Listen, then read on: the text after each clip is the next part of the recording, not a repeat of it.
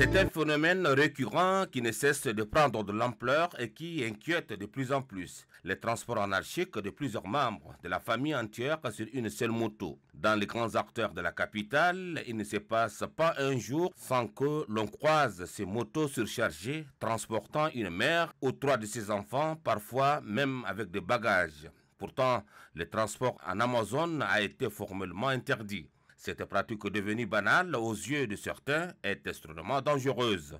Elle est largement répandue chez les femmes qui, par souci de rapidité ou de coût, préfèrent les mototaxis au détriment du minibus ou les taxis. Mais ces choix, qui me semblent pratiques, s'accompagnent avec des risques énormes.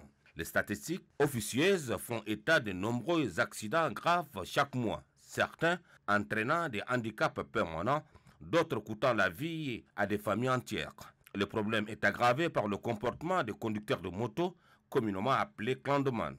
Beaucoup d'entre eux n'ont aucune notion de code de conduite ni de la route, ne possèdent pas de permis de conduire et ne respectent ni le code de la route, ni même les règles élémentaires de prudence. Pour ces conducteurs, la recherche du gain facile prime sur la sécurité des passagers. Les conséquences de ces phénomènes sont multiples.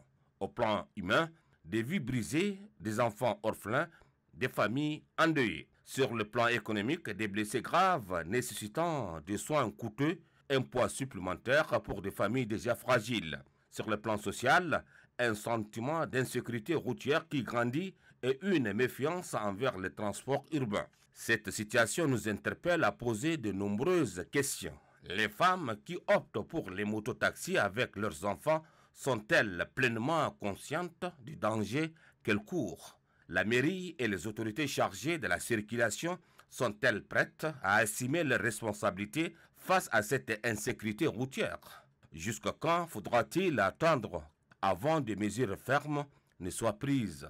Des solutions existent pourtant. Il faut la sensibilisation des familles, réglementation stricte des mototaxis, contrôle renforcé du permis de conduire, campagne de prévention, voire l'interdiction pure et simple de transport de personnes sur une seule moto. Ces phénomènes ne doivent plus être banalisés. Il y va de sécurité des personnes et de leurs biens, mais aussi de l'image d'une capitale moderne et responsable. Si rien ne fait, les cycles des accidents, des larmes et des vies brisées augmenteront.